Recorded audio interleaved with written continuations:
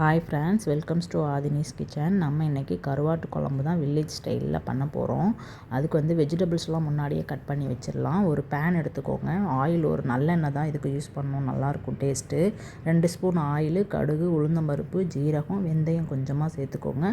கருவேப்பிலை ஒரு கொத்து, நம்ம வந்து கட் பண்ணி வச்சுருக்கிற பூண்டு சேர்த்துக்கலாம், ஒரு 5-6 பல். அதுக்கப்புறம் சின்ன வெங்காயம் யூஸ் பண்ணுங்கள், அப்போ தான் டேஸ்ட்டு நல்லாயிருக்கும். நறுக்கிட்டு சேர்த்துக்கோங்க. Green chilli 2. இதெல்லாம் வதங்கின பிறகு தக்காளி வந்து ஆட் பண்ணிக்கோங்க. நல்லா குக் ஆனதுக்கப்புறம் முருங்கைக்காய், கத்திரிக்காய் இது 2ம் நான் ஆட் பண்ணியிருக்கேன். நீங்கள் என்ன வெஜிடபிள்ஸ் வேணாலும் ஆட் பண்ணிக்கோங்க. அதுக்கப்புறம் குழம்பு மிளகாத்தூள் 2 ஸ்பூனு, மஞ்சள் தூள் ஒரு 1/4 ஸ்பூனு, அதுக்கப்புறம் மல்லித்தூள் ஒரு 2 ஸ்பூனு, அதுக்கப்புறம் ரெட் சில்லி பவுட்ரு ஒரு ஸ்பூனு. அது கலர் தான் கொடுக்கும், காரம் இருக்காது. ஸோ இதெல்லாம் நல்லா மிக்ஸ் பண்ணிவிட்டு ஒரு 1/2 லிட்டர் அளவுக்கு ஹாட் வாட்டர் ஊற்றிக்கோங்க. அப்போ தான் டேஸ்ட்டு நல்லாயிருக்கும். அதுக்கப்புறம் ஒரு மூடி போட்டு காயெல்லாம் நல்லா வெந்து வரட்டும். நல்லா வெந்து வந்ததுக்கப்புறம் நம்ம புளி கொஞ்சமாக ஊற வச்சு எடுத்துருக்கோம். ஸோ அந்த ஜூஸ் ஊற்றிடலாம்.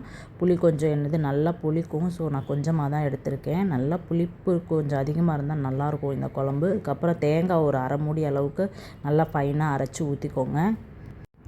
ரொம்ப ஹெல்த்தியான குழம்பு இது. நீங்கள் நிறைய இதுக்கு வந்து தொட்டு சாப்பிட்லாம். சப்பாத்தி, சாதம், இந்த மாதிரி இட்லி, தோசை எல்லாத்துக்குமே நல்லாயிருக்கும் இந்த டிஷ்ஷு. ரொம்ப ஹெல்த்தியானதும் கூட. நல்லா மிக்ஸ் பண்ணி விட்டுட்டு நல்லா வேகட்டும். கருவாடு வந்து கொஞ்சம் நேரம் வெந்தால் போதும். நான் வந்து நெத்திலி கருவாடு தான் ஒரு 50 கிராம் எடுத்திருக்கேன்.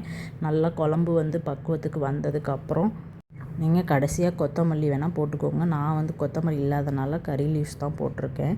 தேங்க்யூ. வீடியோ பிடிச்சிருந்துச்சுன்னா லைக் பண்ணுங்கள். உங்களுக்கு ஏதாவது டவுட் இருந்தால் கமெண்ட்ஸில் சொல்லுங்கள், நான் ரிப்ளை பண்ணுறேன். ஹெல்த்தியான ரெசிபிக்கு இந்த சேனலை